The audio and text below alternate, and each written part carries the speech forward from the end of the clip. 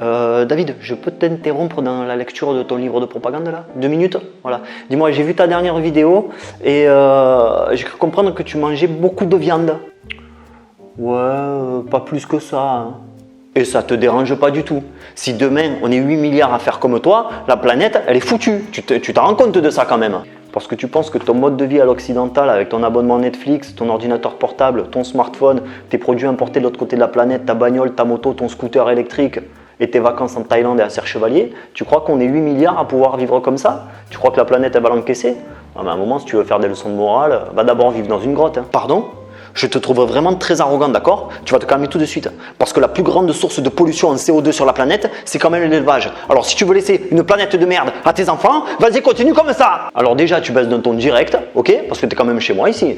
Et ensuite, tu vas me dire qui c'est qui dit ça. Putain, je me dis, c'est Nagui. Ah ouais, quand même. Et sinon, il en dit quoi, Gilbert Montagnier? T'es vraiment comme pauvre con.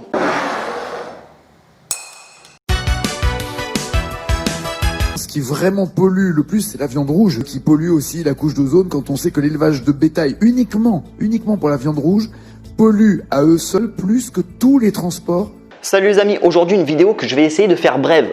Bon, je dis toujours que je vais essayer de faire bref, mais en général, j'arrive pas à faire bref. Désolé, hein, c'est toujours comme ça. Je précise avant de commencer que j'ai rien contre Nagui, bien entendu. C'est un mec qui est sûrement animé de très bonnes intentions. Il pense qu'il sauve la planète, il pense qu'il répand un message, alors qu'en fait, il répand que la désinformation de ses petits copains de L214. Petite association de malfaiteurs à but non lucratif, dont le but n'est pas l'amélioration des conditions de vie des animaux d'élevage, mais la cessation pure et simple de l'élevage français. C'est une association de malfaiteurs prête à toute la désinformation possible pour faire passer son idéologie politique et morale, on va dire, hein, parce que le véganisme n'est qu'un postulat moral. Du coup, quand j'ai fait ma dernière vidéo, que j'ai dit que je mangeais de la viande, j'ai eu en commentaire pas mal de remarques du genre « Oui, si on est 8 milliards à faire comme toi, c'est pas possible. Oui, mais l'élevage pollue bien plus que les transports.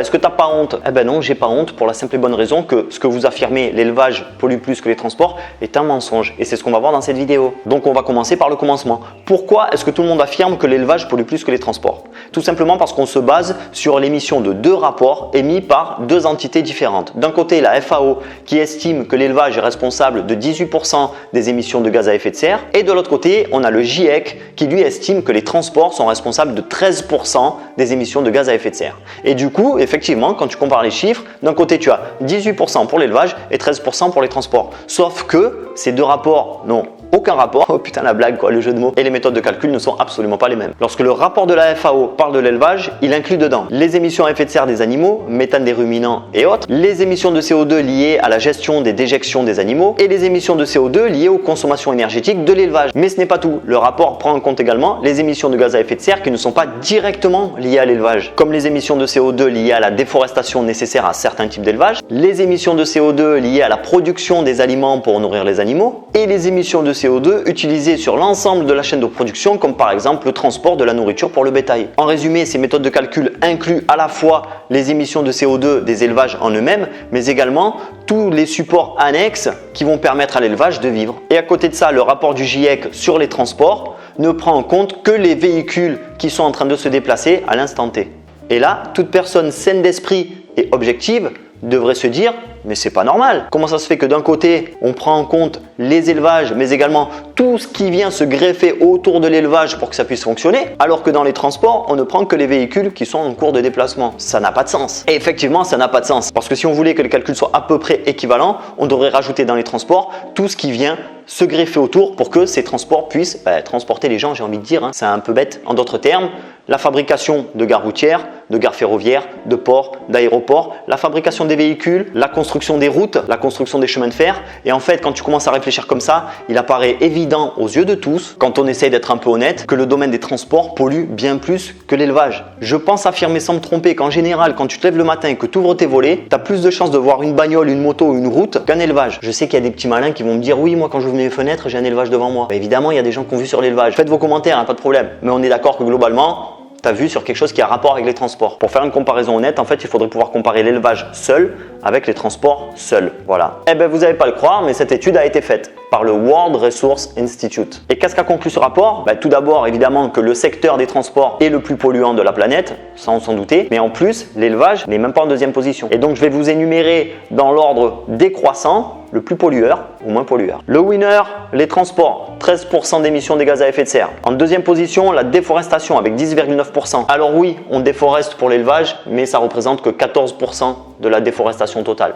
Tu vois, ça reste une part minime. En troisième position, la consommation énergétique des bâtiments résidentiels avec 10,2%. En d'autres termes, tu peux baisser un peu ton chauffage en hiver, baisser un peu ta clim en été. Quatrième position, les industries manufacturières avec 7%. Cinquième position, les industries du pétrole et du gaz avec 6,4%. Sixième position, la consommation énergétique des bâtiments du tertiaire avec 6,3%. Et enfin, l'élevage, le grand pollueur absolu selon L214 et d'autres escrocs avec 5,4%. Ça va. Il va falloir être honnête à un moment et accepter l'idée que dans un monde à l'économie mondialisée où on fait que des imports-exports en permanence, il est évident que ce sont les transports qui polluent le plus. Mais la question qu'on pourrait se poser, c'est pourquoi tout ce battage médiatique autour de l'élevage? Pourquoi on cible l'élevage plus que les transports? Ce sont des questions légitimes. Alors la première raison, c'est qu'on ne va pas remettre en cause, pour soi-disant sauver la planète, notre économie mondialisée. D'accord? Revenir au local, c'est pas un projet pour les puissants de ce monde. C'est pas le projet des politiques, c'est pas le projet des multinationales, c'est pas le projet des banques. La seule solution qui pourrait nous permettre de sortir la tête de l'eau au niveau du CO2, ça serait la consommation locale, exclusive ou autant que faire se peut. J'aime bien les phrases véganes. Mais ça, ce sera jamais sponsorisé parce que ça va à l'encontre des intérêts financiers des plus puissants. Par contre, l'élevage, moi j'ai envie de te dire, c'est un secteur d'activité qui pour le moment est un peu trop autonome pour les multinationales. Elles n'ont pas encore mis le nez dedans et elles sont en train de le faire à travers des créations d'entreprises comme Beyond Meat, Mosa Meat ou encore des startups qui sont en train de mettre au point de la viande de culture, voilà, en éprouvette, qu'on va faire dans des grands bâtiments. Et ça, c'est un enjeu financier énorme. Beyond Meat, par exemple, petite entreprise artisanale familiale qui fabrique des steaks végétaux en utilisant uniquement la permaculture végane, a connu une flambée de ses actions de 585%, ce qui a apporté sa capitalisation à près de 10 milliards de dollars et c'est une entreprise qui fait 90 millions de dollars de chiffre d'affaires. Lorsque Arnold Schwarzenegger participe à des documentaires foireux comme The Game Changer, il parle en tant qu'ancien gouverneur de Californie et ce qu'il fait, c'est défendre les intérêts des startups de la Silicon Valley qui vont nous proposer de la viande de culture. Et quand L214 n'arrête pas d'essayer de détruire l'élevage français, elle le fait parce qu'elle est sponsorisée par l'Open Philanthropy Project, une association caritative qui essaye de faire le bien dans le monde. Voilà, c'est leur seul projet à eux. Pour détruire l'élevage français, parce que je rappelle que L214 n'est pas pour l'amélioration des conditions de vie des animaux d'élevage. L214 est pour la suppression pure et simple de l'élevage. Donc la question qu'on peut se poser, c'est pourquoi une association philanthropique américaine donne plus d'1 million de dollars à une association française végane qui ne représente personne et qui se bat pour la suppression de l'élevage, si ce n'est qu'en parallèle, cet Open Philanthropy Project finance des startups de la Silicon Valley sur la viande de culture. À un moment, les gars, quand je vois que dans les commentaires, parce que j'ai fait 3 vidéos pour dire que la viande c'était bon pour la santé parce qu'on en a toujours mangé, vous me demandez si je suis sponsorisé par la FNSEA ou par Lactalis, mais vous êtes risible. Alors plein de fois dans mes vidéos précédentes, j'ai dit qu'il fallait boire de l'eau. C'est pas parce que j'ai été payé par Contrex. Réveillez-vous. Bon, je vais pas aller plus loin dans cette vidéo. Vous l'avez compris, les transports sont les plus gros pollueurs de la planète. Donc les mecs qui partent en vacances en Thaïlande, à Bali ou à New York et qui viennent te reprocher à toi de manger un steak haché tous les 3 jours, bon, t'as de quoi lui répondre maintenant. Sinon, c'est tout pour cette vidéo. Si vous voulez soutenir la chaîne, n'hésitez pas à le faire à travers Tipeee. J'ai mis un lien dans la description. Et oui, parce que c'est ça la chevalerie, c'est ça la solidarité, c'est ça l'amitié. C'est que quand tu as un pote qui te dépanne, qui vient t'aider à porter un meuble, à faire un déménagement, tu lui payes une bière ou un café. En revanche, si tu n'as pas un rond, si tu es vraiment un prolo, un smicard et tu es au RSA, garde ton fric pour Noël, fais des cadeaux aux gens que tu aimes. Un tip, c'est un don et un don, c'est si tu peux le faire. Donc si tu peux pas me soutenir à travers Tipeee, un petit pouce bleu, un partage, un commentaire.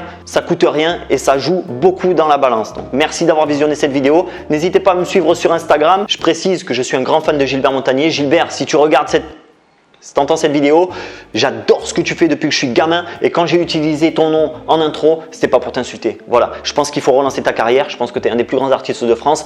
Moi, je suis à fond derrière toi. Le blues de toi, quoi, liberté, musicienne. Voilà, viens danser, quoi. Donc voilà, on se moque pas de Gilbert. Gilbert, c'est le meilleur. Et je vous dis à bientôt pour de nouvelles vidéos sur santédefer.fr. Salut les amis.